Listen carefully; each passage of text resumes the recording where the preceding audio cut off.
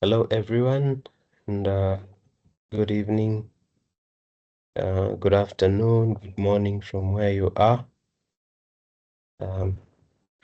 Welcome to the session today. We're going to be covering planning, project closure, and compliance today. So thank you for taking time to join this webinar so that we'll go through the review.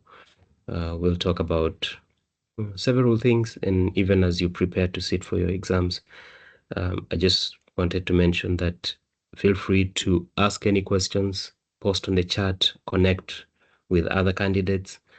And how we do this is you can post where you're from. I'm originally from Kenya, but I'm based out of Dubai, though currently I'm actually in South Africa for a business trip. So if you're here, feel free to reach out as well. Welcome to the session once again. So you can post on the chat and just say where you're from and when you're sitting for your exam as well. And even as we continue with the session, today's instructor is a certified instructor, certified PMI instructor, who is going to take us through the session. And feel free to ask questions, post in the chat as well. His name is James Katumba from Uganda, who will be able to take over the session today. Welcome, James. Thank you so much, Nicholas. I'm happy to be here, and it's always refreshing to connect with people who are preparing, who are getting ready to do their certification, because I love to have conversation with them to ensure that they are ready, but also to speak into a couple of things that are very important for them. So just in case you're wondering what I do, I've shared my LinkedIn profile with you, but also I'll just flash the video briefly just to let you know that I'm not an AI chat box, I'm a human being. And yes, so I'm joining in from Uganda. I support PMP alongside other executive trainings under Matabaka's Business Campus, both in Uganda and Kigali. And so our conversation today regarding your readiness will focus so much onto the aspect of the business environment, but also the aspect of integrate projects. But permit me to first share something that for me I feel will give you context, so that at the end of the day, even as you do prepare for your examination, you know that comes with clarity. I'll start with this. One of the things that is very, very crucial is that the certification is going to check your readiness to prepare a project management plan. What that means is, as you do your studying, depending on the material you're going to access, depending on the tutors who are going to be before you, the way they have ordered the content may not be so important, but I want you to have an appreciation. Can you design a project management plan? And that cuts across all industries, whether you're into Finitech, you're into FMG, you're into construction, you're into tech, you're into innovation space. That is very important. Now, as you think of designing a project management plan, the material is going to test your ability to be able to contextualize a project management plan within a purely adaptive environment. I'm very sure if you've been joining the learning conversations, you've been able to appreciate adaptive environments. The content uses adaptive environments, but in there we're talking about agile related frameworks, we're talking about Scrum, we're talking about Lean, we're talking about several frameworks that we use with projects that have got evolving requirements. The other flip side as well would be, can you design a project management plan within a purely traditional environment, and the content will use plan-based approach, or it may use waterfall. But the mindset is, if you're into a pure environment that uses traditional project management, what would that look like?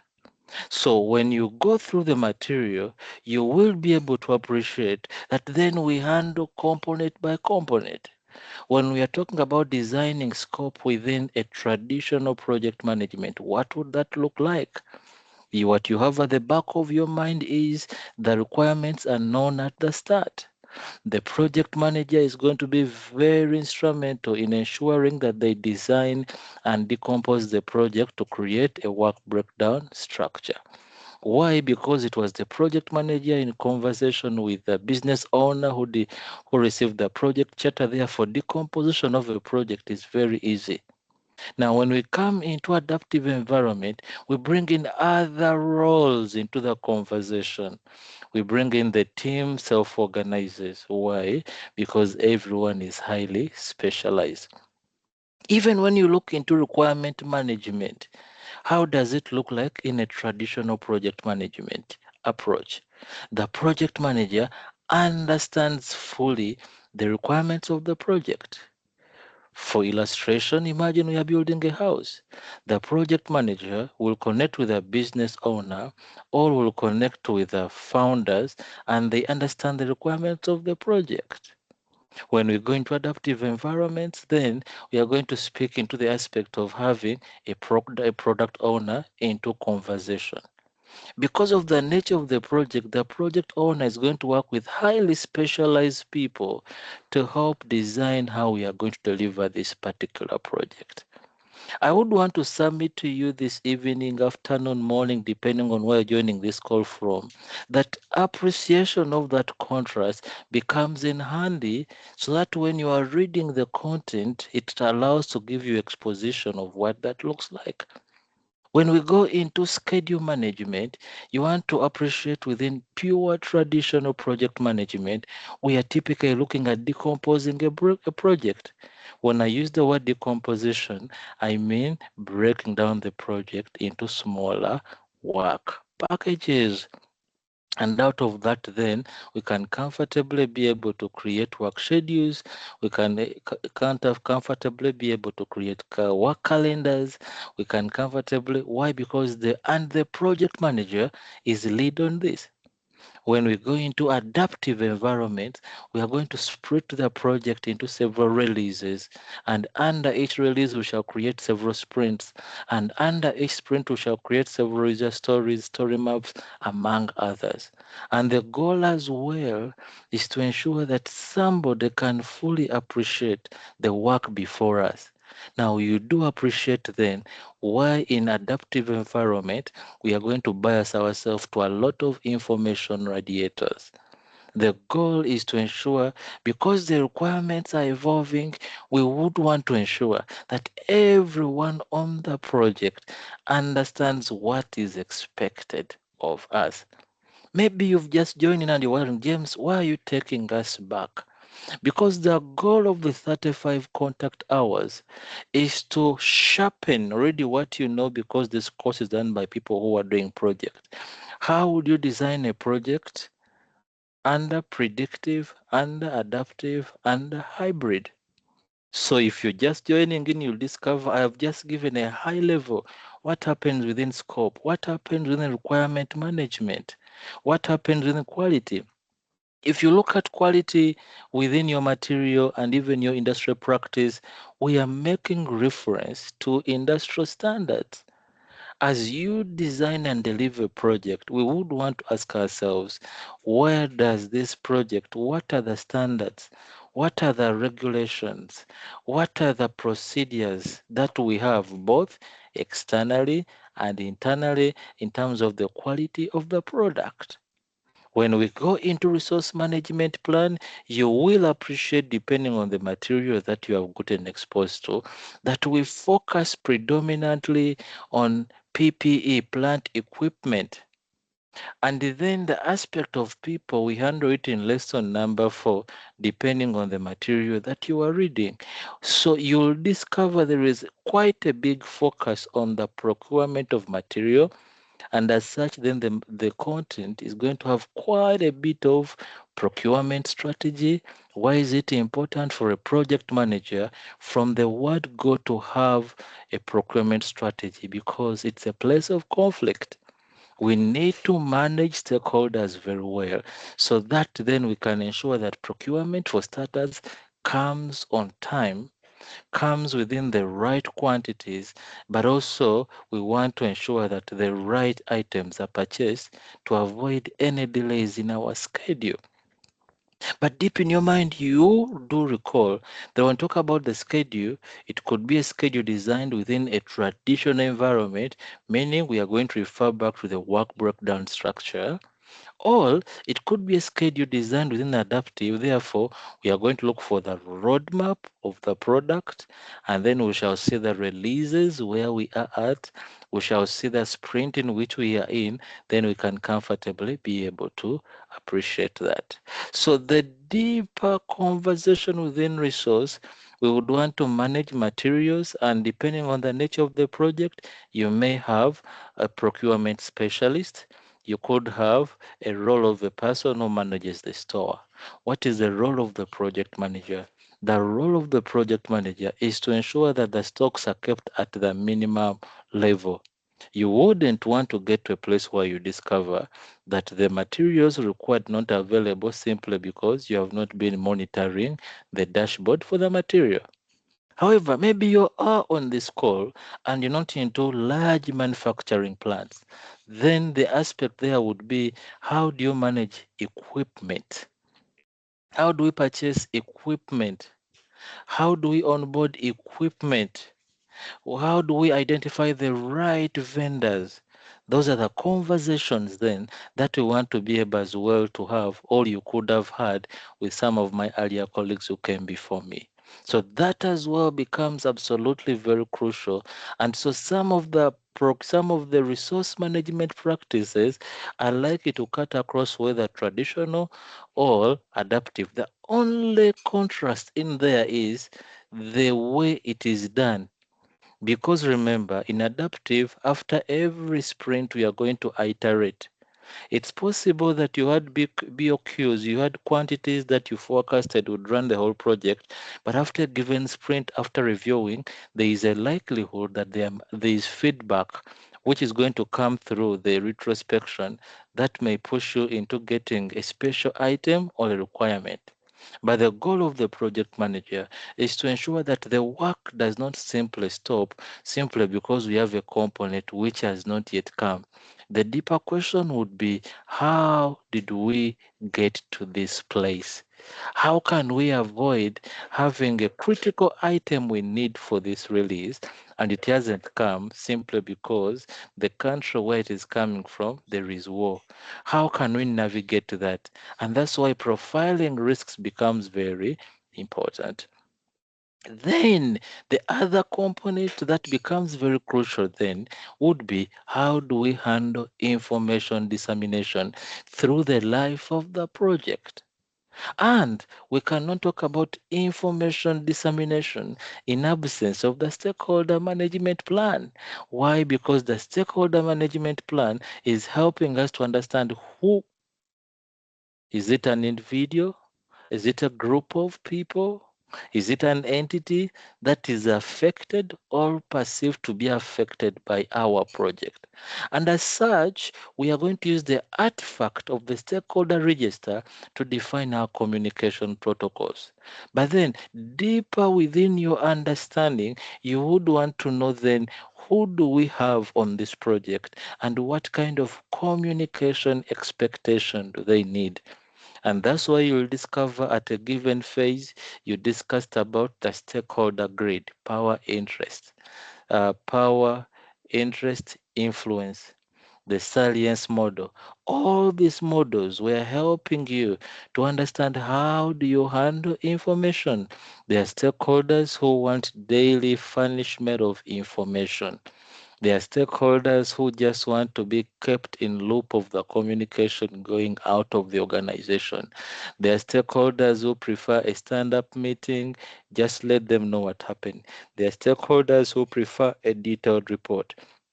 The role of the project manager, ladies and gentlemen on this call, is to ensure that you have done a detailed profiling of the stakeholder.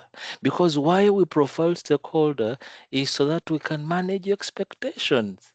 And so it becomes absolutely crucial. It becomes absolutely important that then we can know how to handle that detail. Now, why would I be talking about stakeholder management within communication management plan? Because you're going to handle both of them concurrently. So within communication, I had focused on the segment of stakeholders, but also you want to think about the segment of the project team. If you're wondering if the slides are moving, they are not moving. I'm just trying to help you. What is the goal of this particular course? So, the aspect of communication within the internal team, we want to be able to understand, are all people tech savvy, therefore we are going to use Slack? Are all people tech savvy, therefore we are going to use Teams? Are all people tech savvy, we are going to use MS Projects, Trello, Asana, ClickUp, depending? All we are working on a project within a functional structure, and as such, everybody is comfortable with SharePoint. What that means is then we are going to ensure that we think of a way that is very simplified that every person can be looped in. There is no question about communication that will come and you struggle with. However, most of the questions from practice, not from not that I'm the one who sets exams, from practices that we do practice with the learners, most of the questions are going to be linked to stakeholder management. Why? Because the places of conflict within a project are predominantly going to come in the areas of stakeholder management and in the areas of communication management. I would like to say, project managers on this call, that after you have appreciated CMP, which is Communication Management Plan, we then want to look at a deep dive in the risk management. Now, why have I made it longer? Because risk is one of those areas that are very profound. As a matter of communication, we have a standalone certification for risk management for those who are working in highly regulated environment. Once you're done with your PMP, on the same portal, pmi.org, you can pick up risk management when you are still fresh as a certification. You do it, you'll be able to enjoy it. But remember, every time we talk about risk management, we are basically talking about, I think there are 5 steps, if I remember. Identify a risk, assess its impact, measure its magnitude, then respond to the risk. And then I forgot the aspect of planning. So basically, 5 steps. We want to be able to know what is likely to happen. How do we plan for what is likely to happen? And that's why you notice in the material, the content you got access to, we talk about positive risk and negative risk. We further go in and design what an artifact that we call a risk register. What does it do? It helps us to profile the project in the lenses of unknown unknowns or risks that are likely to happen. But also, the management reserves will be set aside for unknown risks at the place of the design to ensure that you do not only plan for risks, but also you're going to plan for any other unknown risk which is likely to encounter. What is the role of the project manager? The role of the project manager is to work with the section or the department. Now, highly regulated departments have a whole risk department. Now, the role of the project manager within the project environment is to work closely with the risk team. In some functions, the risk team is good, may settle within compliance. In other environments, it is likely to settle within maybe audit. But the role of the project manager is to track, monitor risk, risk responses, risk actions, but also resources which are being put on the side. We want to ensure that all risks are handled on time, but also they are closed off on time. Why? Because remember, we did mention the magnitude of the risk. There are risks which are so huge in magnitude that we cannot afford to neglect them. So you will not be doing it, but you want to be able to know in best practices, you're going to be able to work with the resource that is within the context of your environment, ladies and gentlemen. And then we talked about the procurement a bit, how to onboard resources, equipment, and people. The bigger portion of resources in terms of human resource, you'll appreciate in your material, it is another module, which is module 4, which talks about lead teams. So in lesson number 3, we are going to focus more in terms of resources. But that does not mean I don't talk about it. Why? Because when we talk about resources, we're talking about people. How do we onboard people? How do we motivate people? How do we engage people? But also, how do we retire people? Because when we talk about people management in projects, it's an ecosystem. And that predominantly 60%, if you're working in a purely project environment, the project manager, you're going to be at the forefront, either designing the terms of reference or onboarding new team members. However, if you're within a matrix environment, if you're within a functional environment, there may be a slight difference. Within the stakeholder management plan, we want to know what is the level of engagement of each stakeholder. Why? Because we have stakeholders who are early adopters. We call those ones champions. Then we have resistors. Those are people who say, will this project work or it may not work?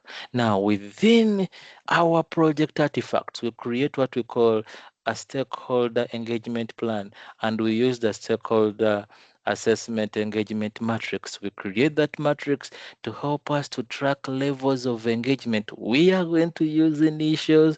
Why? Because we wouldn't want any stakeholder to know how we have categorized them, ladies and gentlemen. So when you talk about why is that important? Because you cannot drag stakeholders. When we are designing projects for success, we want to ensure that stakeholders are actively engaged, not loosed governance, quote unquote, and not stringent governance. We want to find a balance to ensure that we have the right level of engagement. Now, for every project, there's going to be baselines. The baselines are going to be the measure of variations. And that's why when you go into variance management or and value management, we are going to compare basically 3 things. We want to find out in terms of scope, are we creeping? Are we gold plating? Or are we on track? In terms of schedule, are we on schedule? Are we behind schedule? Or are we on schedule? And then we are going to look at cost. Are we on budget? Are we under budget? Or we are above budget? So when we go into and value management, which I suspect you did what we call schedule price index and cost price index. What variance analysis management does, whether you're using information radiators, we want to ascertain by a glance of an eye, is our project on track? For example, when you look at the date when you fix to do your certification and how much you have covered, are you on track or you're behind schedule?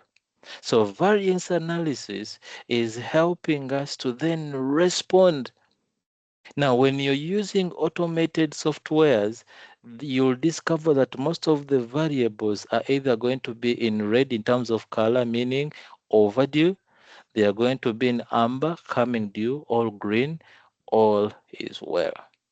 Because of adaptive environments, then we have additional components depending on the nature of the project. Configuration management, if we are going to manage a lot of artifacts.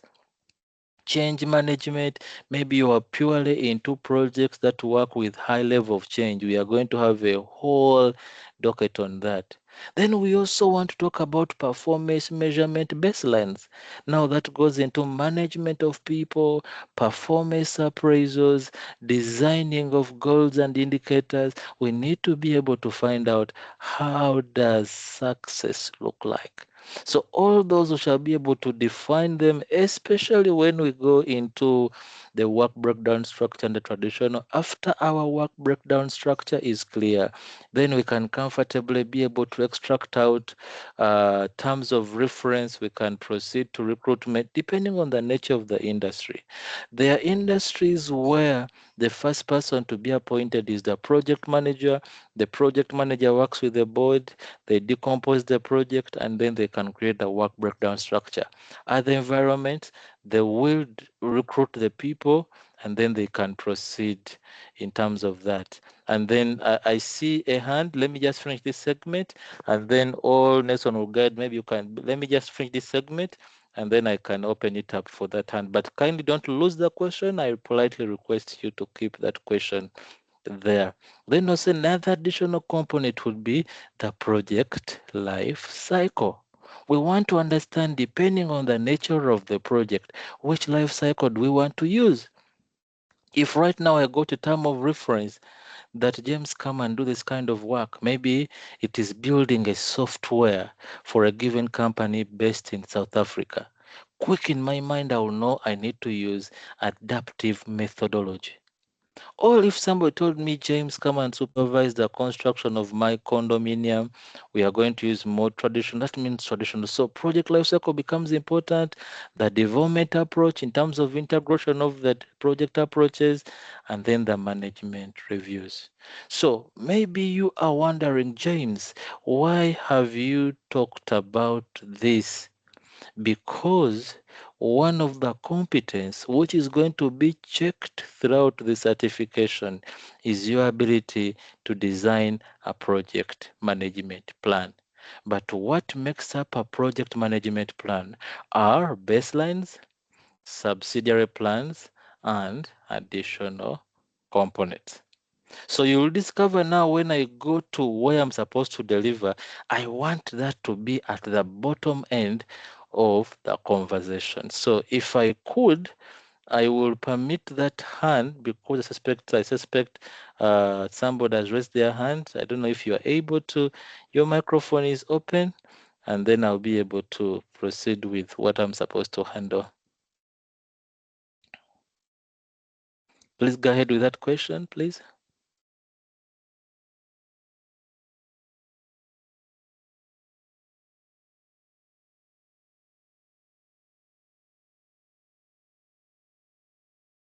Okay, maybe you could. Uh-huh. Maybe you could post it. Great. Nelson, anytime it is ready, he could post, or you could interrupt me. I'm happy to, I'm flexible to what they may guide. So, ladies and gentlemen, one of the components which is very crucial for us to think about is the aspect of compliance. Compliance is so crucial. Why? Because projects are aligned to particular regulations. Projects are aligned to particular standards. Projects are aligned to particular policies. At the organizational level, we sometimes design the policies to anchor the project. The policies are going to act as guardrails to ensure conformity, to ensure alignment. That's why you will discover there are projects where external inspectors are invited to come and verify processes. They are invited to come and check our operational practices. They are invited to come and check, do the procedures align to the industrial standards? Then the question you may be having, what is the role of the project manager? The role of the project manager is to steward compliance. If we came to a construction site and we discovered you do not have approval to construct from the municipal or from the district, the person you are going to hold accountable are not the masons or the people who are sinking the foundation. The first person you are going to ask is, where is the project manager? Because by requirement, a project manager knows before any site goes up, we have a design and build, we have BOQs. Has the plan been approved by the district if you're building in a business district, or if you're building in a municipal, in my context, do you have to have approvals? If we are beginning to do electro installation, we need to ascertain, have we gotten approvals? So the role of the project manager is to ensure that for every phase, every milestone, there's going to be an inspection approval, a permit given for us to be able to proceed to the next approval, depending on the nature of the work that you are doing. So that is very crucial. If we are talking about safety of workers, is everybody on the construction site putting on the right gear for them to be on the site? Why? Because it is important that we have people whose lives are not put at risk. Therefore, we are going to pursue and try as much as possible that before you enter the construction zone, you have a head helmet, you're putting on the reflector, you're putting on the torch, you're putting on protective boots. We want to ensure that you have a walkie-talkie if we are going to be on a huge site. To we have fire safety protocols, we have fire assembly protocols, we have particular codings, and the role of the project manager is to ensure that there is alignment to that. Now, the environments which have got a project management office, their mandate is to ensure if they are running multiple projects, we would want to ensure that every project is aligned to a particular level of compliance. That's why you will appreciate and discover in particular environments you have got a compliance manager. Their day to day role is to ensure that every member of the project has signed the safety protocols, is aligned. They are going to inspect the integrity of the site and tell you today we can't go in, it has rained and looks like the grounds are sinking. Then they'll be able to escalate to the engineers. The engineers will be able to escalate to maybe the district officials, and then a particular action will be taken. Maybe in the interim, let us log an issue in the risk register, and then let us allow the grounds to first strengthen before we send people in. And as we talk about compliance, I want you to have a mind of compliance at the project level, but also compliance at the product level. Both are very crucial. So as you sit your certification, the questions that you want to be ready for would be issues concerning a team member who is not aware of particular compliance standards. How would you support them? Maybe a vendor who has brought in a given component of the project that does not meet the regulations. What would that do?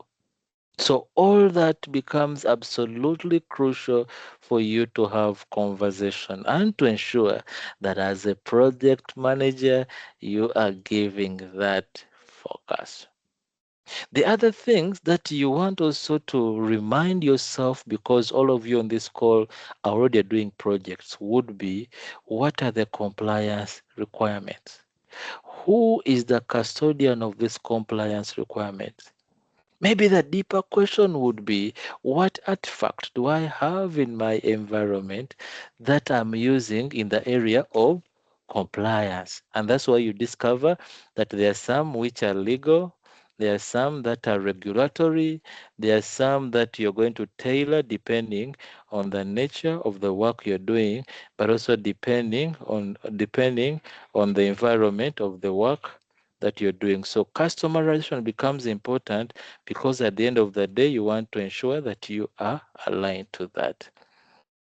So the other areas which become important, and you have seen them as industry practices, you want to ensure that you do a whole scanning of environmental risks. Right now, OSHA trainings, workplace safety and health, other environments have particular procedures in terms of ethical practices, social responsibility, ESG now, aspect of quality, how do we ensure conformity, but also most importantly, the aspect of process risks. But because you have handled risk at the other side, process risk, then we would just want to ensure that our operational manual is aligned to the industry standards concerning compliance. So that as well becomes absolutely crucial for us to have into conversation. Then the other aspect that becomes also for your knowledge to have appreciation would be categories based on industry scope, but also the unique legal. If you're talking about oil and gas, the level of compliance is going to be absolutely different from environments which may not be highly regulated. Maybe for them, they just have one person who manages all this, and the other, they have a whole department. So even as you get yourself ready, beyond the certification, you also want to understand your own industry, your own environment where you're working in. Who handles compliance? Because the goal of the PMP certification is beyond the passing, is you translating the knowledge into your industry, you translating the knowledge into the kind of work that you are doing. Therefore, it becomes absolutely important that there is that alignment between the strategy and the operations. And the goal of the project manager is to ensure there is the synergy, there is a sync, but also there is the alignment. We would also want to ensure that we have a checklist to ensure that we are legally in good standing with regulators, maybe revenue authority, maybe development banks, maybe other industry regulators, tax authorities. Lately, we have quite a bit of regulation concerning management of data, regulation concerning child protection, work safety. There's quite a bit, and that's why you'll notice that project management gives you opportunity to have an understanding of practice across several disciplines, but keeping the principles. So therefore it becomes important that organizations have a quality policy which is going to check in on that, but also most importantly, all stakeholders are in alignment with what we have agreed upon. So what shouldn't you for not forget as we finish compliance? Be proactive as a project manager. If you've got a compliance department, collaborate with the team to ensure that they have a tracker. If you're using a software, the better, because softwares could be able to escalate an issue and then you'll get a trigger in your inbox. But most importantly as well, either you could get an external team do a quality audit, or your internal person could. The only challenge is if they are part of the process, it may become difficult for them to audit, including themselves. So make sure that you have aligned to both legal and regulatory, and then you want to ensure that even if we're talking about project transitioning, which we shall handle at some opportunity today, you also want to ensure all compliance checkbox. Compliance checks have been ticked off. They have been ticked off. They have been ticked off. So it becomes important that as a project manager, You as well are looking at the risk register, which is one of the artifacts within the component of managing risk. So best practices, among others, document. Now you realize why I began with telling you about the project management plan. Because if you look at the whole certification, we are understanding what we call a project management plan. When we understand the project management plan, then it will become easier for us to know every artifact, every plan has to be updated. If we do not update that, then there's going to be a huge challenge in terms of each of these plans. So we want to ensure that we are updating each of them correctly, but also consistently. And the role of the project manager is to identify who is responsible, how do we support them to ensure they're updating. Then risk planning, I will not repeat that because I talked about that under the risk management plan. We want to ensure any issue, any aspect, concern, query in the area of compliance, we are going to prioritize it very well. In some environment, we have a committee, safety committees, others have a compliance committee, but the whole goal is to create a team of people. We call them champions, to create champions who are going to ensure that we are following through on each of these. Why? Because you wouldn't want to be in a place where you do not have champions who are going to help you to manage this particular spaces. And then do a compliance audit, which is a formal process to ensure that every our systems have been tested, they are current. We have created safety guides which are still operational. And critical and important for us to know is the project manager has the core responsibility that we tick off every compliance requirement on the project. So that speaks into compliance, ladies and gentlemen. And so I want you to reflect on that. And then, we shall do a few questions about what we have just discussed. So permit me to load study hall, and then I will be able to. The slide is not changing. Not sure if. Oh, I kept onto one slide. I kept onto one slide. So I was just explaining, and I did mention that I suspect you may have moved it. So this changing slide now is going to come on study hall, where you're going to drop the answers on the chat so that we can comfortably be able to learn together. So permit me to go to compliance, and then my role is to see what you have put on the chat to click. So I assume you're in the final exam. You have about 1 minute and 20 seconds, and then we shall be able to go. Just pick one of the answers you have put on the chat, and we learn together so that there is no shortcut for you. But also, as I handle, I push a question up, I'll take off some time to explain it as well. Look at a question like this, ladies and gentlemen. A few things you're going to see the counter, and that's why I love study hall, because in the actual exam you can't go beyond 2 minutes, so that's critical. But look at the question. A project manager is working on a hybrid, that means predictive agile project. During a stand-up meeting, a team member mentions that because of experience on a previous project, they think that one of the upcoming deliverables may not need to comply with the government regulations. Somebody who worked on a previous project is telling you we may not need to comply with the government regulations. What should the project manager do?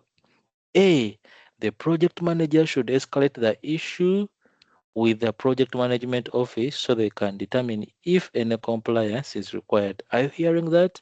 B, the project manager should stop the project until it is confirmed that the deliverable is subject to any regulation. Let us look at C. The project manager should review the lessons learned from the previous project to determine if any compliance is required. And option number D, the project manager should remove the task from the critical path and assign resource to work on another project. I would want to share one or two things as you respond in the chat. There, you're going to see questions which say, what should the project manager do next? What should the project manager do? Do next speaks into sequence of events. When you have discovered something, what do you do immediately? What should a project manager do may not necessarily speak in terms of sequence of events, but you want to pick what is the best answer in terms of what is given. So here we are within a stand-up meeting. A team member mentions that because of their experience on a previous project, they think that one of the upcoming deliverables may not need to comply with government regulations. So what do you do next? So let me look at the chat and I pick one of the responses on your chats. I hope you are chat enabled. All right, I see I see CCB. So I see CCB. So you are saying review the lessons learned from the previous project to determine if any compliance is required. And then a team of people are saying stop the project until it is confirmed that the deliverable is subject to any regulations. Let me go to the chat again. I see the last response. The chat has about 10 people. Okay, Abdul Salam says, James, we stop. Izzy says, James, we review. Storm says, James, we stop. Ade says, James, it is C. Rose says, all right, Rose, let us see, and then we shall learn. Great, there we go. Well done. So, solution is C. Review lessons learned from the previous project to determine if any compliance is required. At this point, a team member only has stated an opinion that a deliverable may, you notice the word may, need to comply with regulations. Nothing has been confirmed. Therefore, some research is required, such as reviewing lessons from the similar project. Then, after you have finished reviewing, you could then either escalate or you could stop. But for now, let us review the lessons learned from the previous projects. Well done. I really appreciate the comments on the chat. Let's see question number 2, ladies and gentlemen. A project manager considers compliance to be part of the organization's process assets. That's true. Critical. The project team, however, has decided to include compliance as inputs to the relevant processes rather than document these rules as requirements. So you process the question. Again, keep asking what is the issue. The project team, however, has decided to include compliance as inputs to the relevant processes rather than document these rules as requirement. What is the project manager's compliance responsibility?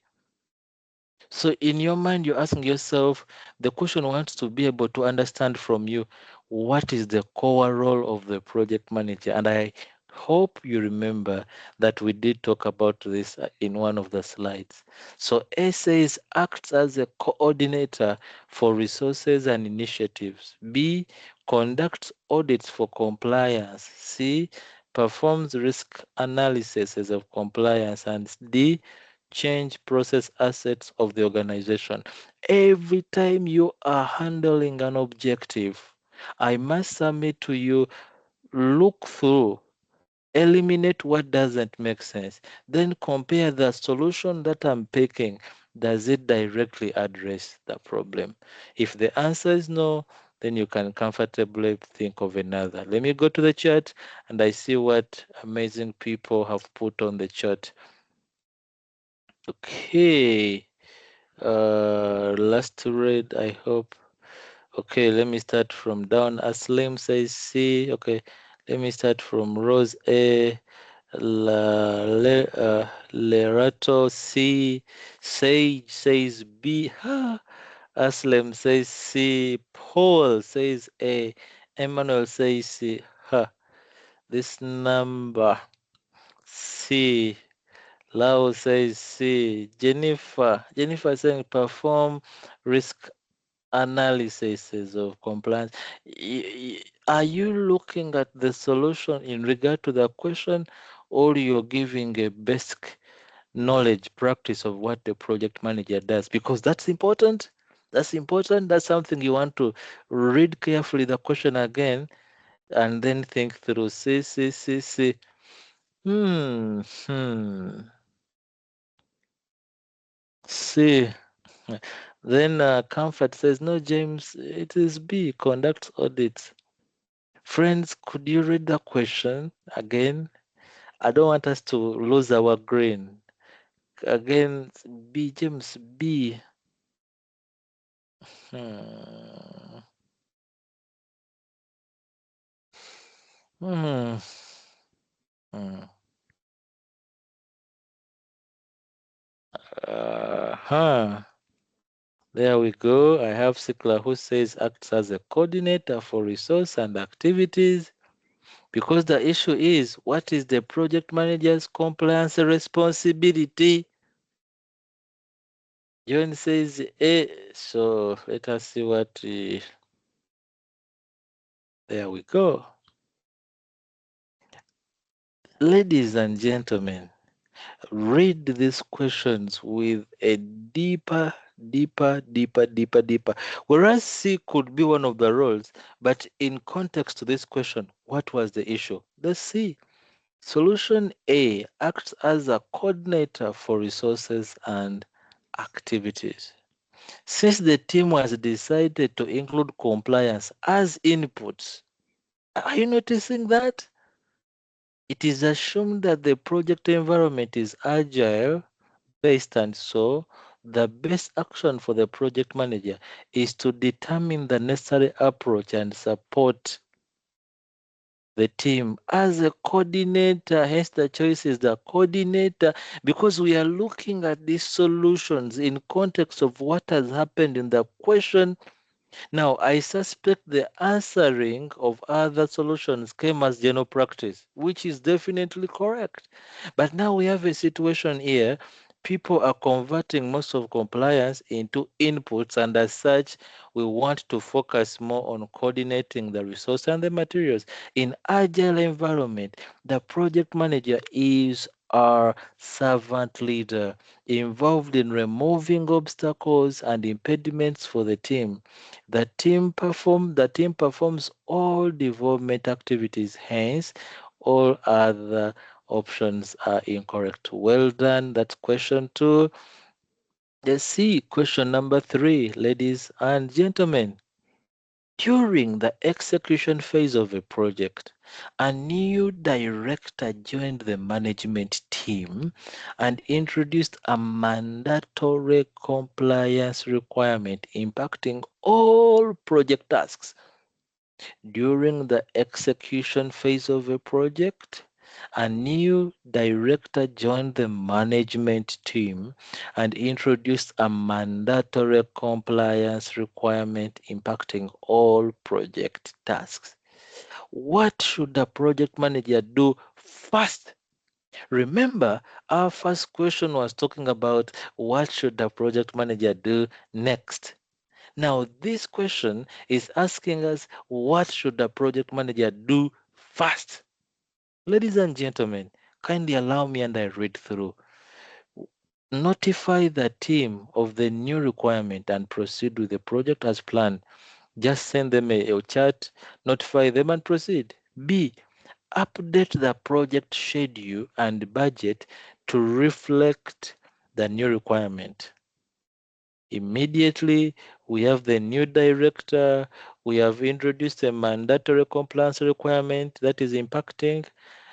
Review the new requirement, assess the impact on the project tasks and deliverables, and number D, update the risk register. May I mention the keyword for this question is what should they do fast, immediately? Now, this is more about sequence of events. We have gotten a new director, they have joined the team, and they have introduced mandatory compliance requirements. And those are impacting project tasks. Let me dash to the chat and see what the 64 friends are saying. Sweet. There is quite a bit coming through the chat. Let me attempt to see where I stopped. Oh, I don't want to miss. Somebody made a comment. It's important I read your comment. The chat is running so fast. Let me do this. Mhm. The project manager's role to staff facilitate and ensure process happens, not to personalize. Thank you so much, Tom. That is good. That's usually done by fantastic. So, in regard to the new comments, people are saying, see. Here we are in love. I like this. I like this. Van, Megan is saying, James, even Comfort is saying, Okay. Emmanuel says, James, it is D. Let's go back to the question and you process it. I feel as if those of you who are um, what should they do first? When you say A, notify the team of the new requirement and proceed with the project as planned. What could happen if the impacts are going to affect the schedule?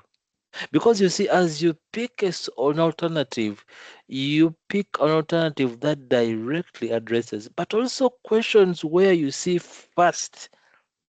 We are here going to mark accuracy in terms of sequence of events. And so you want to review the new requirements. You want to review the new requirement and assess the impact on project task and deliverables. The project manager should first review the new compliance requirement and assess its impact on project tasks and deliverables. What will this do? This will help the project manager understand the changes that need to be made to ensure compliance and make effective decisions and plans. The other options are incorrect. It is important to evaluate the impact before making any decision. That's why we want to first review to understand the decision which has been made. What is going to be the outcome of it? Great response. Great response. Thank you so much. I truly appreciate you people for responding. Let's see another question here. An experienced project manager is preparing a kickoff meeting for a new service assessment. By now, you should know what a kickoff meeting is. A high level description of the service has been provided. What should the project manager do first? So, under normal circumstance, read the question again to process it. An experienced PM is preparing for a kickoff meeting for a new service assessment. A high level description of the service has been provided. What should they do first? Somebody says develop a project charter. So when you quickly go into your brain dump, you want to know what's a project charter. A project charter is an artifact that gives official authorization for the project to start. So the question says, what should the project manager do first? Then B says develop a RASI chart. A RASI chart basically is paying into responsibility, accountable, consultant, and informed. We want to find out who is responsible for which tasks, who is accountable for which tasks, who is consultant on which tasks, and who should be informed. Then C says define the project scope statement. The project scope statement literally is helping you to understand the statement of works, all the how much work is available that we want to be able to do. And then finally create a work breakdown structure. And again, you're going to quickly be able to catch what should the project manager do first. Ladies and gentlemen, could you kindly go to the chat and respond so that we can have an appreciation? There we go. Last read. Okay. Gaga, Rogers, Comfort C, Zalaine C, Sage says C. Oh, so a charter was not provided there for this could be the first step. Megan is processing. I like your retrospection. Eunice says C, define the scope statement. Emmanuel says B, the Rancy chart. Ade says James, scope statement. Uh-huh. Stephen Mugenyi says D. Tushabe Jacqueline says C. I love reading some names which look as if they are from East Africa. Paul says C. AZ. Oh, pardon me. Of course, all of you are from Africa, so that was a slip. C. Jennifer. Hmm. Process the question, ladies and gentlemen. I think it was somebody who says the project charter. Moses says C. So, again, what should they do first? Hmm. Majority vote. You're saying you're democratic people. There we go.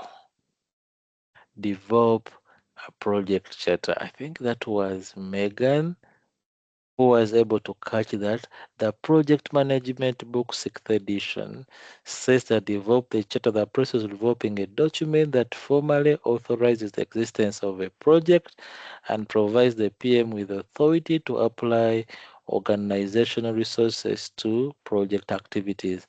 Why is that put in quote unquote? Because basically that is the definition as per the Board of Knowledge. Right now we're on the 8th edition, but the design of the material here is also going to evolve towards that. But for now, that's okay. The project manager should prepare a charter before initiating a kickoff meeting relating to the start of a new project. Thank you. Thank you. We shall do two more questions and then I handle the last segment for our call today. Let's see a project for an accounts receivable system that was recently launched into production received a fine from a regulatory body because the system did not comply with the local regulation. Wow. What should the project manager have done? Now, that is the third type of question. I told you I will be highlighting questions. We have a question, what should the project manager do first? What should the project manager do next? What should the project manager have done to avoid this situation? Ladies and gentlemen, question A says the project manager should have avoided this situation maybe by having defined a risk control management. Defined a risk control management. Quickly, you dash into your brain dump and find out when you talk about risk control management, what does that even look like? Okay, let's see. The project manager should have defined a control quality process. Okay, CQ is important. Let's see.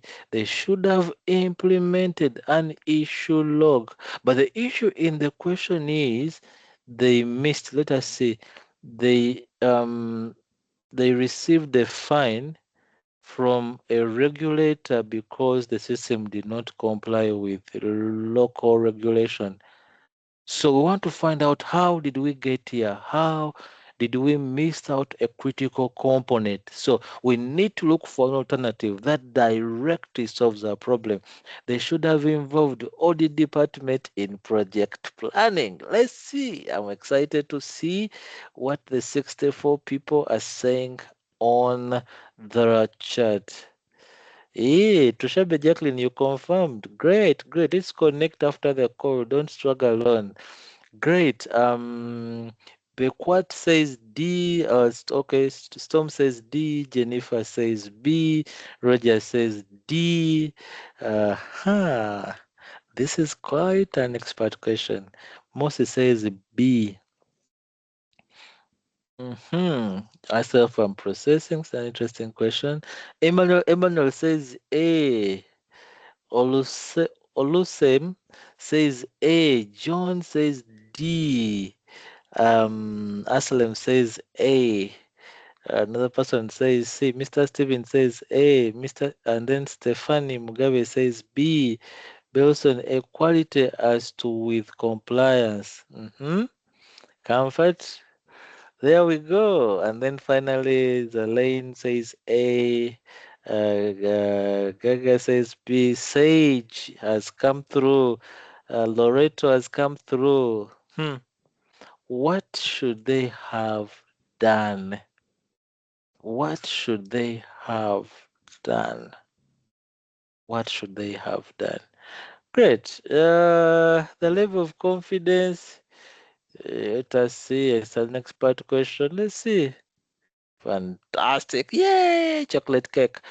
They should have defined a control quality process. The CQ process includes measuring all steps, attributes, and variables used to verify conformity and compliance to specifications stated during the planning phase. So that becomes absolute. That was quite a bit of a question. That was quite a bit of question. We shall do our final question and then we just do a little how was your experience? You drop in the chat. Final question, ladies and gentlemen, and then we shall be done for practice for the first segment before I introduce the next segment. During a project's initiation phase, the project manager reviews the business case. Now, quickly in your mind, you dash to the brain dump. What is a business case? A business case is the document designed by the business artifact to assess the justification for the project. It is like the proposal, it has feasibility studies, it has justification, objectives, but so basically, what we used to call the proposal in project management, we call it a business case. Should we? Should we not? Now, with that understanding, now you read the project manager reviews the BC and finds that information is incomplete. Catch that word, incomplete. What should the project manager do? The business case, which should be the official documentation to give us our why for the project, is incomplete. What should we do? Ladies and gentlemen, A, add an information gap to the risk register. Interesting. B, review the project statement of work to create a charter. C, revise the business case to narrow the project scope and create a PC. And number D, review the business case with the sponsoring organization to confirm that the project aligns with the business need. Ladies and gentlemen, could you kindly go to the chart and you let me know what your thought pattern is? Let's see, let's see. Very interesting. I agree, Megan. Great. Duncan Rose. Oh, yes, Duncan Rose says D. Tawit says D. Rahim D. Jacqueline says D. Musa D. Paul D. Hmm. Aha. Stephanie says, add an information gap to the risk register. I wish I got your mind on A, but never mind. Oh, Tawit, you put S. I think that could have been a mistake, I suspect. So Yvonne tells me the same. I'll pick your mind when I get next opportunity. Let's see. There we go. Review the business case with the sponsoring organization to confirm that the project aligns with the business needs. So that becomes absolutely important. As agreed, for now, if you're using study hall for your revision, you can comfortably be able to review. You could also be able to sort difficulty so that you know that all the easier questions, you got them. You can also be able to sort how much time you're spending a question. I'll tell you this. The certification is time pressured. You want to practice under simulated environment, and that's why I find study hall helpful. Of course, different trainers use different toolkits in terms of questions, but practicing using a time pressured toolkit is going to be greatly helpful, because the goal is to push to a place where you don't go beyond 2 minutes per question. Actually, if you could keep it under, that's okay. Then also, you want also to review exactly, what did I do right, what did I do wrong, if you've done so many questions. So that becomes important. You within the same stage, because I'm still in the same environment here, you're going to discover that you have got two sides. You have got the practice questions, which are categorized per topic, and the goal would be that comb this side. You have about 700 questions. We have done only six. The certification is going to have about 180. There is no way how you can do half of them and fail to do 180 questions. So comb, do as many questions as possible from the practice questions, and then you can go to the practice exam. For them, they are categorized. They are mini 15, 15, 15. I normally recommend my learners to first focus on the minis. You could agree to do 30 per day depending on when you're doing, and then you get a weekend, a night, a time when you can sit for 4 hours and handle the 175 questions, ladies and gentlemen. So you'll permit me to stop sharing and invite you to just type on the chat. How was the six questions? One, two, three. How did you find that pulse check? What are some of the things that tickled your understanding? And then we shall be good as I load the next segment. Is Study Hall available to all PMI members? Rose, that is for you. Study Hall, you purchase it at $34 from PMI portal. So you're going to purchase it, and you'll be able to enjoy the learning. It's a product, it's a digital product there. Rose is saying, really? Megan says, James, would you share your study hall? Sharing your study hall means that somebody is going to log into your PMI portal.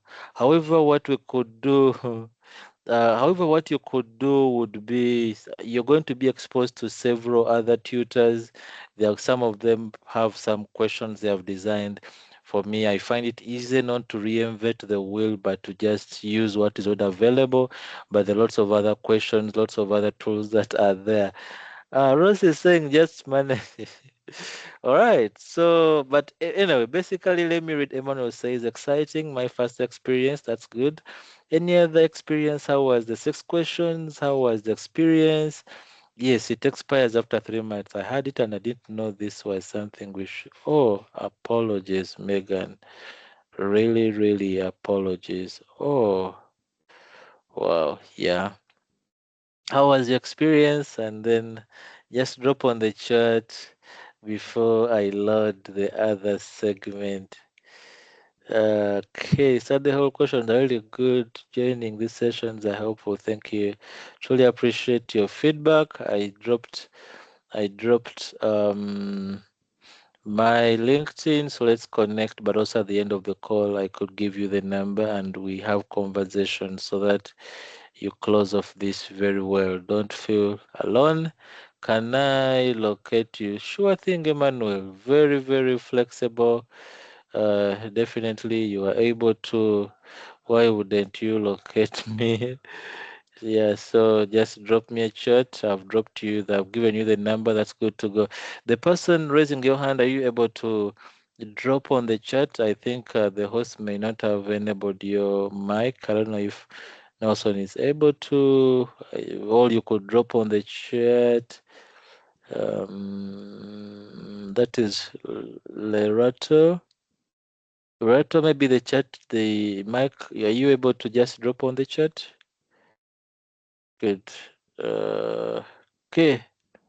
I'll be happy to hear your comment and then we are good to go. So if you did join us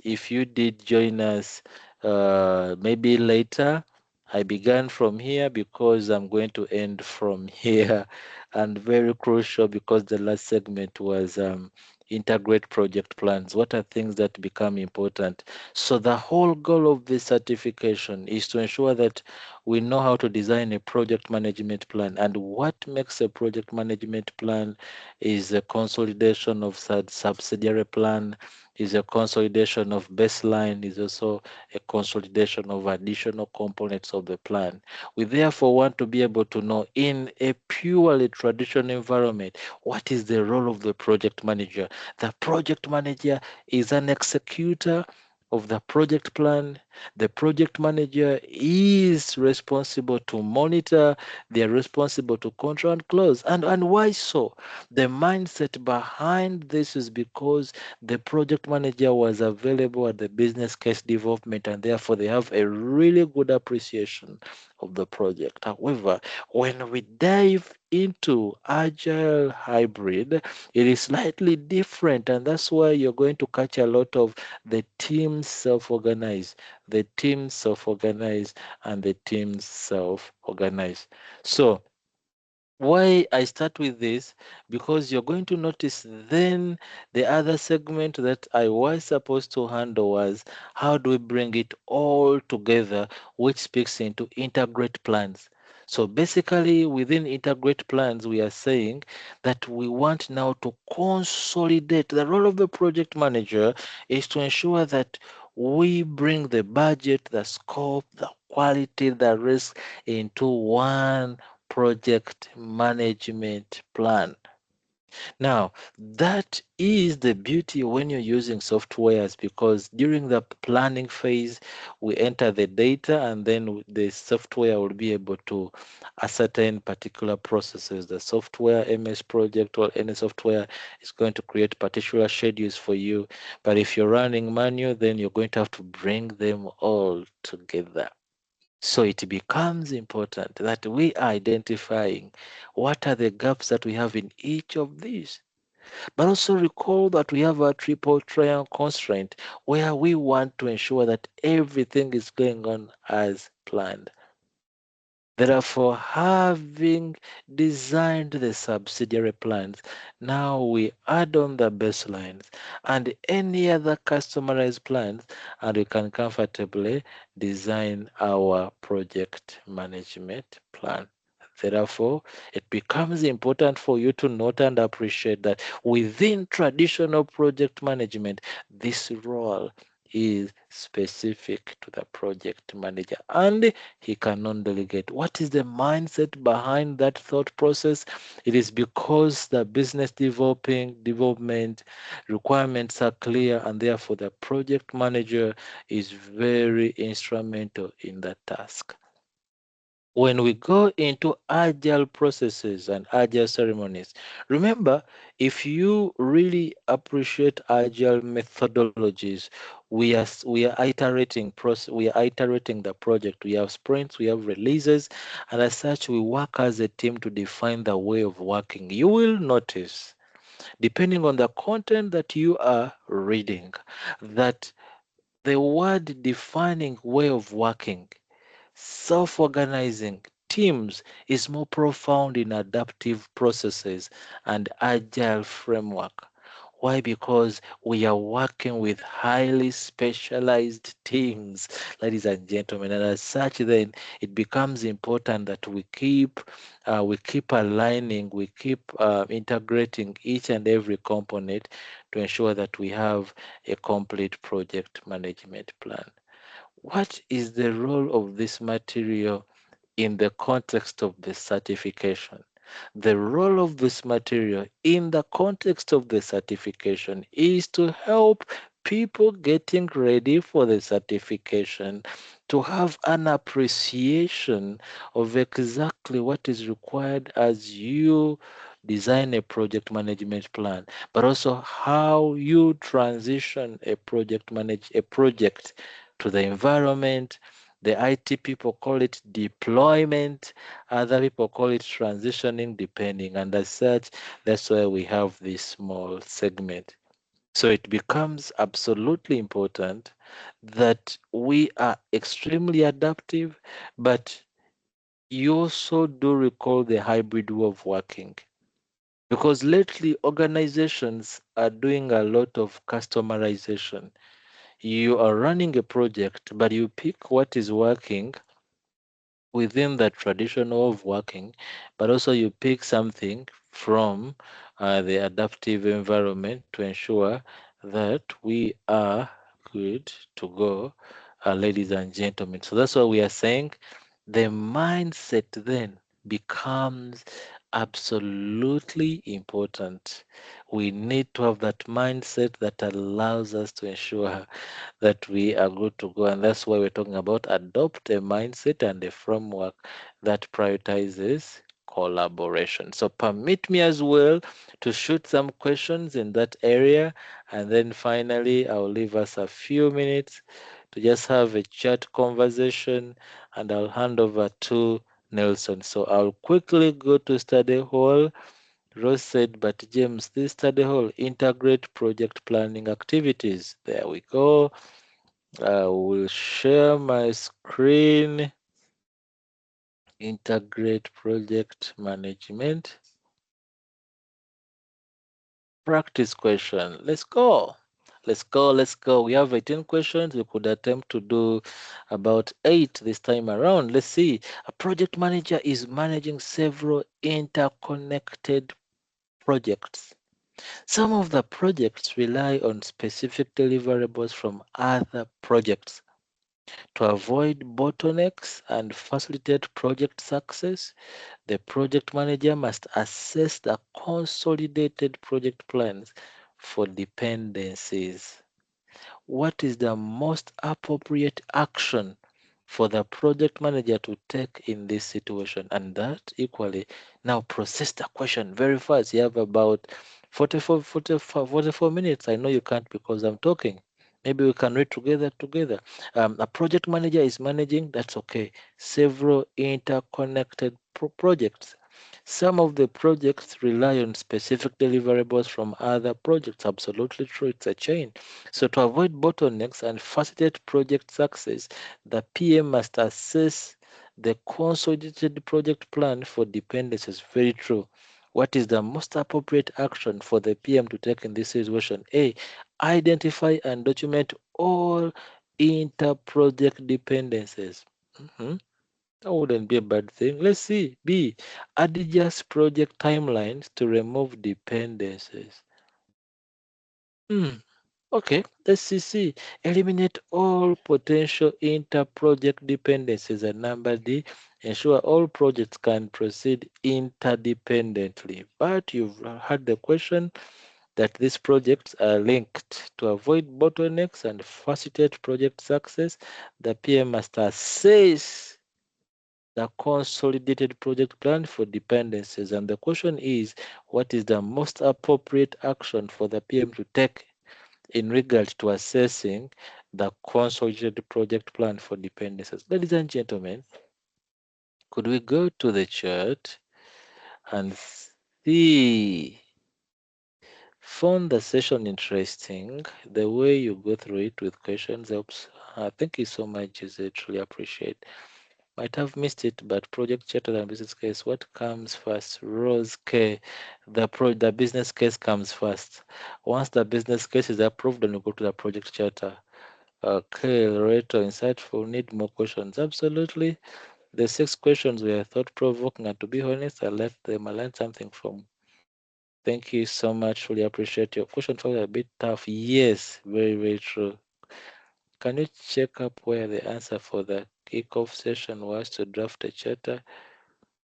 Would we not have had the Loreto, that's an interesting one. Okay, this is now I think in regard to this a ooh, great. So from what everybody is saying, okay, let's go and let's check.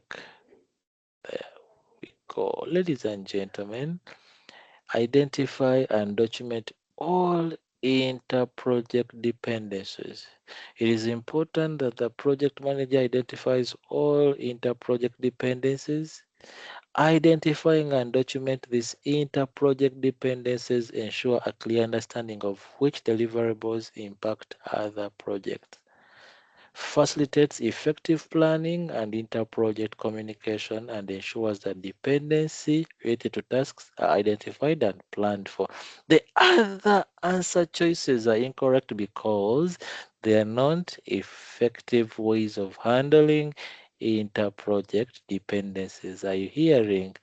Adjusting timeline is not an appropriate response because there's no guarantee that adjusting the timeline is feasible or would possibly impact inter-project dependency. Eliminating all potential dependencies is incorrect because it may not be achievable or practical. It may not be possible to ensure all projects proceed interdependently. Awesome. Let's see question number two. Sweet and simple. A project being run by a project manager is implementing a new technology. Absolutely. The project manager wants to be sure that the project delivers business value. That's true. That's your core. What roles are critical in ensuring that the organization will benefit from the project deliverables? That's an interesting question. So read through and then go to the chat and type A, B, C. That kind of question requires that you understand what each of them does in a project. We have a technical architect, a customer lead, a business analyst, a project manager, and people and culture. So go to the chat and give me your three, and we are good to go.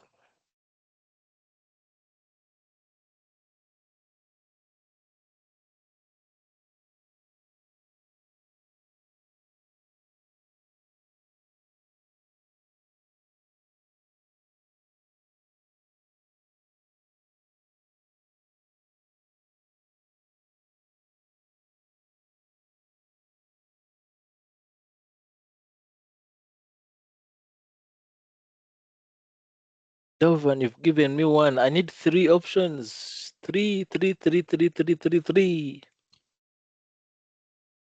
Who is giving me one option? I need three.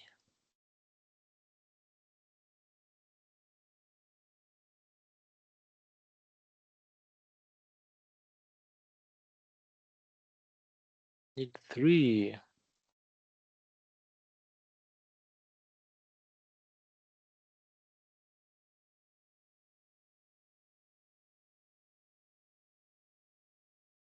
Mm-hmm. Okay. The threes are starting from ABE, Calvin, Van ACD, Zalen ACD, Sage BCD, to Shabe BCE. Oluse, BCD, Lerato, CDE, Delvan, BCD, Comfort, BCD, Rahim, BCE, Storm, BCD, ABD, ABDC, Paul, Mosi, ACD, John, ABC, BDE for Jennifer, Rossi. Wow. Roles are critical to determine benefit of the project and usually the stakeholders and the end. This looks like a question for Van. Is that a question? Roles are critical to determine benefit of the project and is code and end user. CDE, CDE, there we go. Let's go. Let's go, let's go, let's go. What roles are critical in ensuring the organization will benefit from project delivery? Project delivery. So we have the people and culture who is managing people, project manager, business analyst, customer lead. Hmm. Let me go and pick the last submission down here and we okay. As this says James, we need people and culture, we need business analyst, we need customer lead. Wow.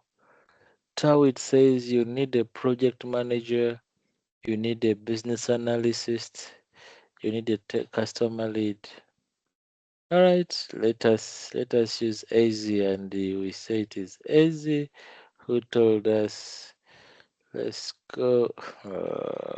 Easy is a letter I'm not comfortable with, but we shall learn. And there we go. We need a project manager, we need a business analysis, we need a customer lead, because we're talking about project delivery. Project delivery. The business analyst is involved in the design of the business case. The project manager, the customer lead is like the product owner. So those become very critical. The other not crucial, but these ones we were talking about project delivery. Let us see what we have. Although this is a technical project, the BV, which is the business value, should be determined by the people that are responsible for delivering that.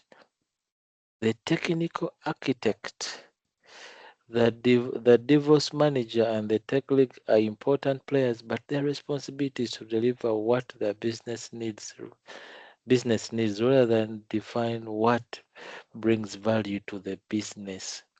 People and culture are responsible for human resources, ground rules, and conflict resolution throughout the enterprise, not for business value. Okay, so we have question number three, five left. We said we are doing eight. A project manager is leading a project with numerous risks that may occur sequentially and could potentially result in significant financial loss. My God, what a project. What should a project manager do to better understand the risks? The real question is here, to understand the risks, what do you need? The moment you pick that, then we are good to go, ladies and gentlemen. So we look at what we have in the solutions. We have a SWOT analysis. What does it do? Mhm. They should analyze a probability and impact matrix. They should participate in a brainstorming session. They should build a decision tree. Which of this is going to help us to better understand the risks? Again, I'll go to the chart and then I'll be able to see. Last red B. Makato has given Lerato B, Calvin B. Okay. Rogers B. B. Which people are leaving? We began at 60. Jennifer B. Okay, you're saying analyze probability and the impact matrix. Let's see. No problem. Let's see. There we go. There we go. The project manager can use the probability and impact matrix to identify the risks that are most likely to occur and have the most significant impact on the project. This risk can then be prioritized for migration or mitigation or avoidance. The other answer choices are incorrect because they are not tools used to assess risk. A SWOT analysis is a tool that helps to identify strengths, weaknesses, opportunity, and threats of a project. Brainstorming is a technique that is used to generate ideas, and the decision tree is a tool that is used to help decisions under uncertainties. Great, four questions left, ladies and gentlemen. Don't tire up. We are progressing very well. Question number four. A project manager is assigned to a long-term project with a duration of 3 years. Which approach should the project manager take to address near-term activities while long-term work is planned at a higher level? Oh my God, I hope you handled that on the lesson number two. They should focus on acquiring a team and deliver as soon as possible. They should engage the sponsor in validation and prioritization process. They should perform workshops with client for delivery.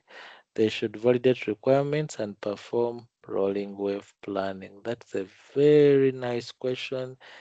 That's a very nice question.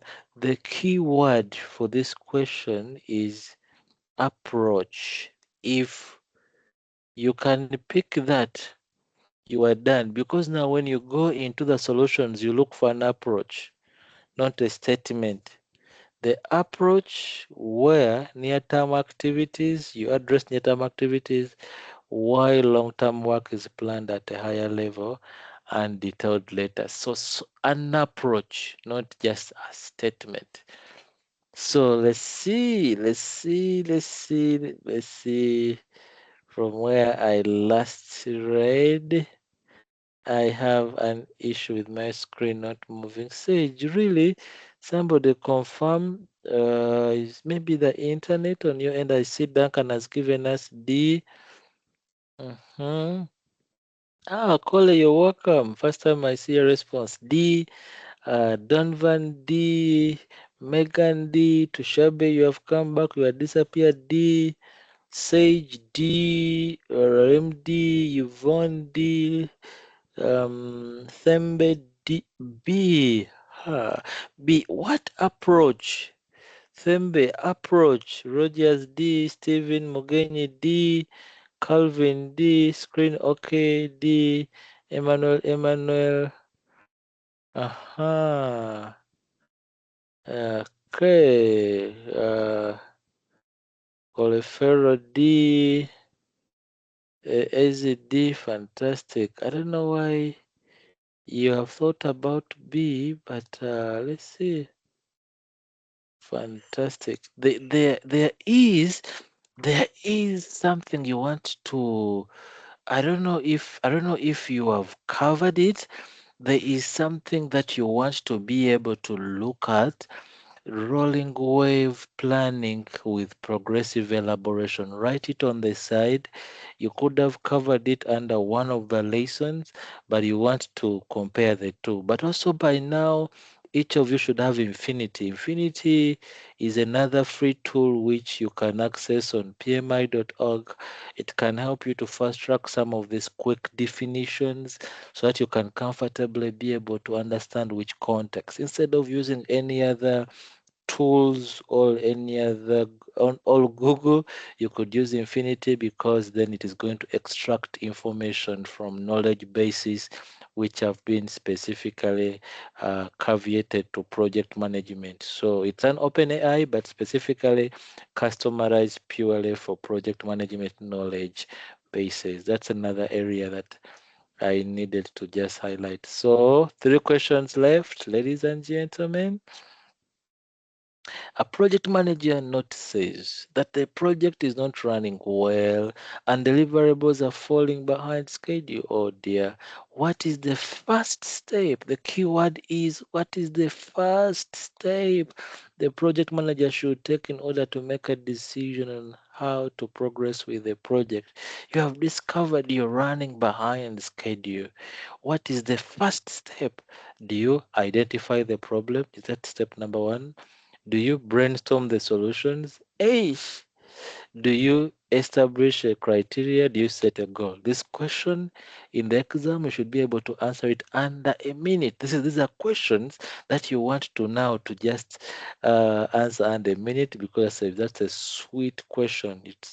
It's as sweet as eating ice cream. Let's see. You should set a goal. Are you sure? Am I saying the right? No, I think that one was for previous. So we start from A for Zalaine, Rogers A, so we A, Stephen A, Emmanuel, Ezi A, F A, Calvin A, Cole A, Lerato A. Good. Jacqueline says, even me, I say A, even Yvonne say just come in A. Let's see. That should be a question you clear under a minute. Good. By identifying the problem, the project manager can start to brainstorm solutions and develop a plan to address the issue. This is the first step because the project manager needs to understand what is not working and why before they can make any decision about how to fix. The other answer choices are incorrect. They are incorrect. Brainstorming is not the first step because the project manager needs to understand the problem before they can start to brainstorm solutions. Establishing a measurement criteria is not the first step because the project manager needs to know the problem before they can establish MC to track the progress. Setting a goal is not the first step because the PM needs to know what problem before they can set the goal. Ladies and gentlemen, two more questions left, and then I will allow you to enjoy the rest of the day. During a meeting, a team member on a construction project presents a proposal to the project manager. Okay, the proposal states that dividing the project into phases will mitigate the risk of delays. Oh, interesting. The first phase would result in an MVP that would provide the client with early benefit. That's not bad. This would limit the extent of the damage and other cost overruns by 90%. What should the project manager do next? So please rush again. What should the project manager do next? What should the project manager do next? They should conduct a feasibility study to assess the risks and the benefit of the proposal. Hmm? Mhm. They should reject the proposal and continue with the project. Ah, that's an extreme. In project management, be cautious with objectives which are extremes. Instruct the team to implement the proposal without further review. That's another extreme. Instruct, direct, force. Be very cautious as you think about, as you consider such, because you're talking about servant leadership, and as such, the mindset is you collaborate with people. You are not going to boss over them. You're leading people. That mindset is absolutely very important. Discuss the proposal with the client and the stakeholders to get their input. So let's see, what do you think? But also look at what should they be able to do next. Ladies and gentlemen, could you kindly go to the chat and type in?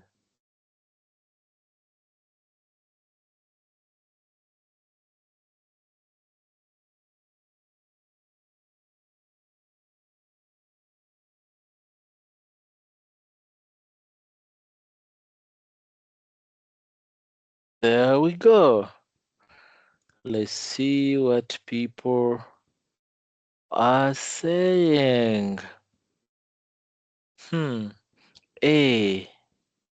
Conduct a feasibility to assess. Please scroll up. Oh, that is for Rose. Okay. Looks like this is the only affecting you. Otherwise, that you're using. Screen appears full on my end.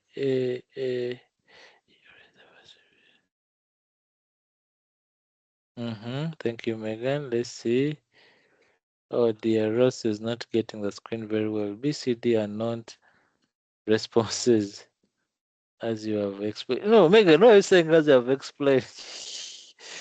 Interesting. Hey. So did I catch that we have A and D? All right, let us compare A and D. What should they do next? What is the issue? The proposal, this would limit the extent of the damages and other cost overruns. So what should a project manager do next? We have A, which is conducting a feasibility study to assess the risks and the benefit of the proposal. Then we also have discussed the proposal with the client and other stakeholders to get their input. The first phase would result in MVP. So let's go to the chat. What are people saying? Okay. D. John is saying D. Aslam is saying A. Loretta is saying A. Hmm. What is the issue here? We have broken the project. Uh-huh. Uh, Discussion. Why am I? Where have I lost confidence? Mm, the proposal, the first phase would result in an MVP that would provide the client with early benefit. This would limit the extent of the damages and other cost overruns. What should the project manager do next? So, assessment of the risk and the benefit of the proposal. Who has brought a team member on a construction project presents a proposal to the project manager. So the question this says discuss the proposal with the client. Does that mean that you are discussing a proposal you haven't assessed? Discuss the proposal with the client and other stakeholders to get their input. But one of my team members has given me a proposal. Do I want to rush to the client before I assess? Hmm. Now you notice why I have my reservations, even me as a person. So, because I feel as if I need to first assess. Anyway, let me keep to the chat. Let me keep to the chat on that. I have biases. Let me see. Oh my god. Oh my god. Oh my god. This is a kicker. Discuss the proposal with the client and other stakeholders to get their input. After receiving the proposal from the team member, the project manager should discuss the proposal with the client and other stakeholders to get their input. It is important to involve the client and the stakeholders in the decision making process to ensure that their process is agile. Hmm. By discussing the proposal with the client and the stakeholders, the PM can get their feedback, identify potential risks, and make a decision that is supported by the stakeholders. MVP. Wow. The other answer choices are incorrect. Implementing or rejecting the proposal without that was okay. Conducting a feasibility study will be helpful at some point, but involving stakeholders early. Wow. Hmm. Don't do objectives when you are getting tired. Question number 7. A project manager is assigned to a project that will ensure that the organization meets regulatory compliance with the new legislation. In which phase of the project should the project manager document compliance objectives? Do we document them in the initiation phase? Do we document them in the planning phase? Do we document them in the execution phase? Do we document them in the closing phase? Ladies and gentlemen, how would you handle that? Consultants on call. Let's go, let's go, let's go, let's go, let's go. Shocked. That was in the previous one, eh? That one was a shocker. Oh, so you're saying you're doing them in the planning. Steven says James, initiation. Hmm. Sage says initiation. Ezzy says, Hey, a project manager is assigned to a project that will ensure that organizations meet regulatory compliance with the new regulation. In which phase of the project should the PM document compliance objective? Initiation planning, initiation planning, initiation planning. Okay, let's see. Planning phase. Initiation only has two process groups, project charter and stakeholders, so can't be a. Megan has told you. According to Megan, there we go. Megan, shocked. Initiation phase is the most important phase for documenting the compliance requirements because the project charter is created in this phase. By documenting the compliance requirements in the project charter, the project manager ensures that everyone involved in the project is aware of them that they are taken into account when making decisions about the project. The other answer choices are incorrect. Compliance objectives should be documented in the project charter, which is the first document that is created. Our final question for this evening, ladies and gentlemen, and then I hand over to Nelson. A project manager is in a matrix organization. The project manager notices that the team is not working well together, performing poorly, and delivering poor quality work. Oh my God, this team is in a dire state. The team is not working well together. It is performing poorly and delivering poor quality results. How should a project manager address this with the team? They should conduct a team meeting to discuss the issue. Mhm. How should a PM address this with the team? B. The project manager should meet with each team member individually to get their perspective. C. They should create a communication plan to improve communication. And number D, reassign team members to different roles. Reassign could be extreme. So conduct a team member to discuss what is the issue here. Not working well together. They are performing poorly. What should we do? There could be more than one solution there, but in terms of sequence of events, which one would validate us to go first? Let's see, 59 people on the call. So he can develop the charter. Oh, it was now I need to clear a study.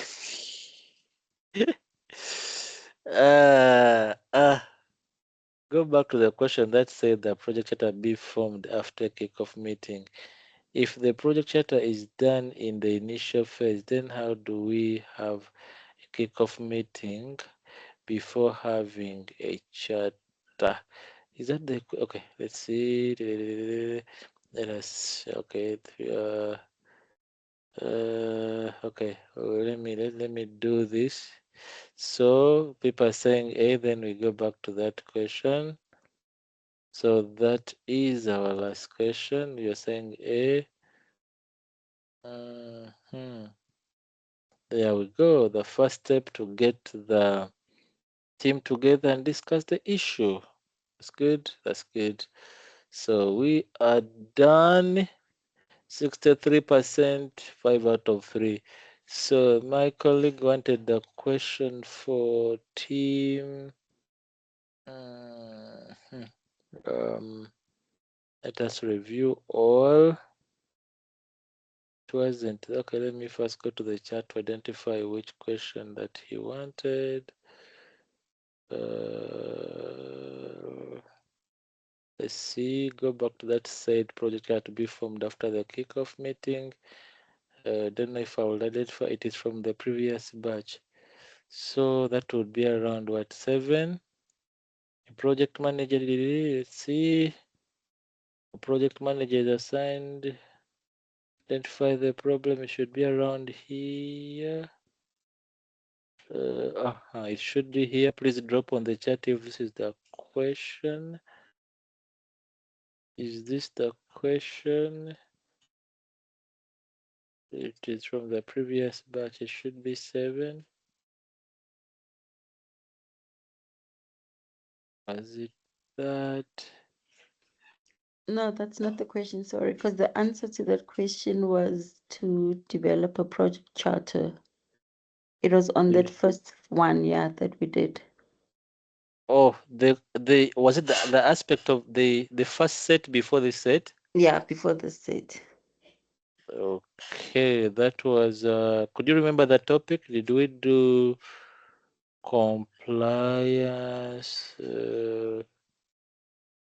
Was it compliance?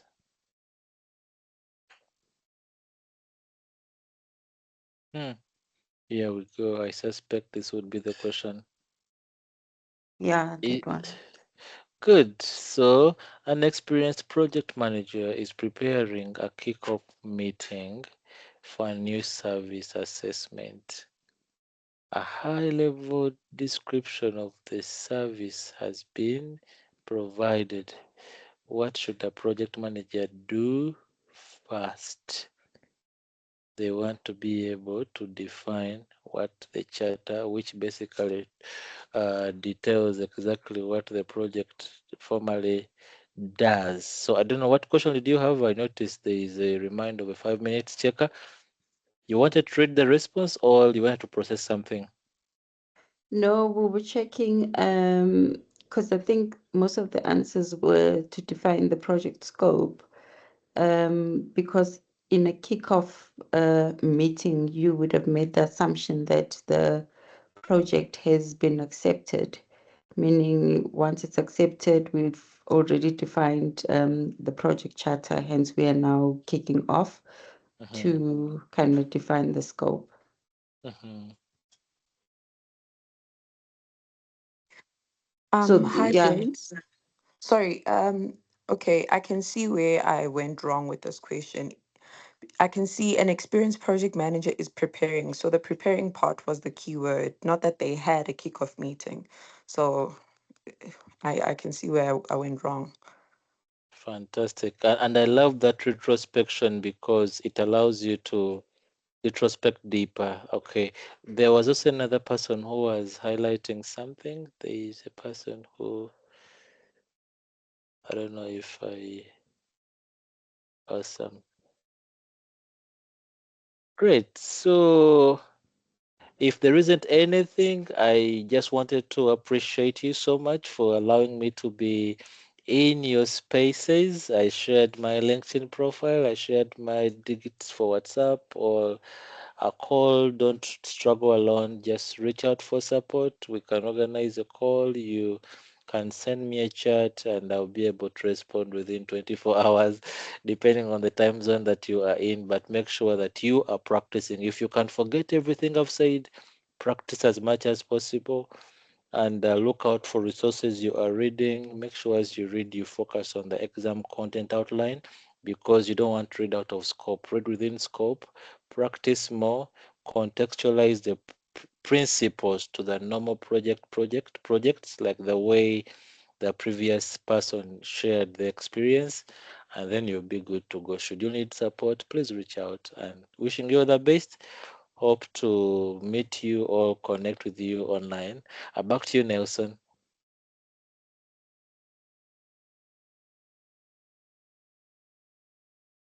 All right.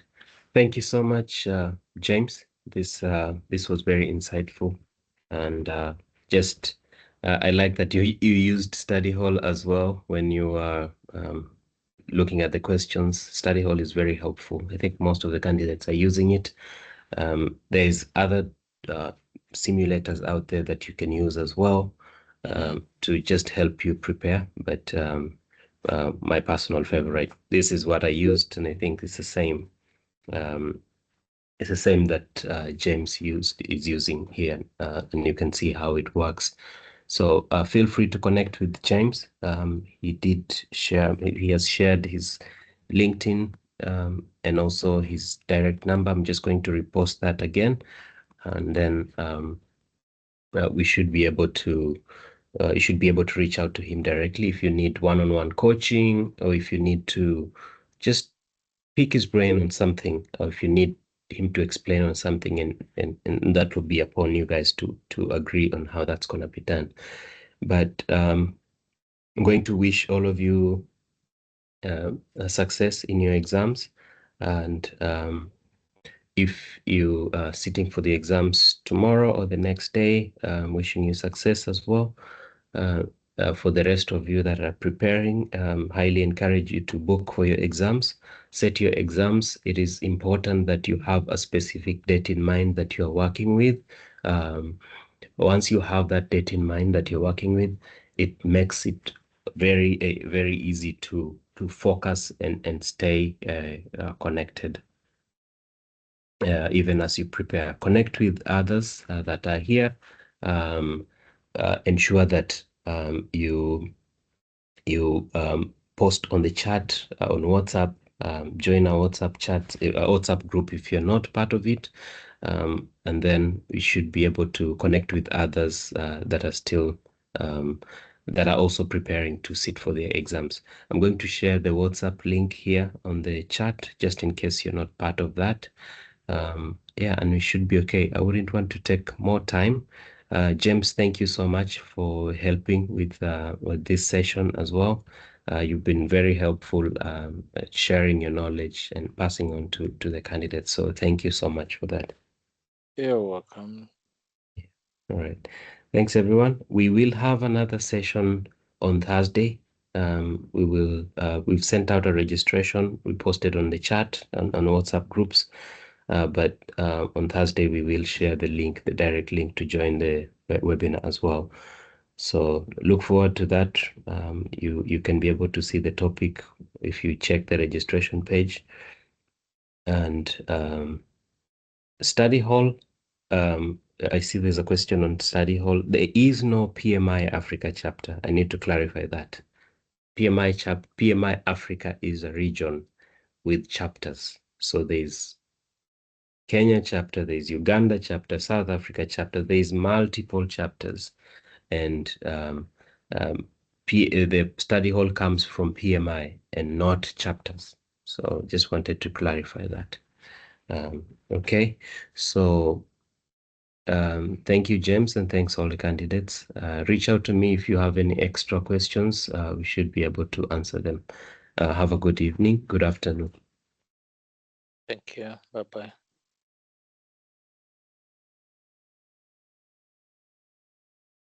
Thank you very much. Have a good evening. Bye.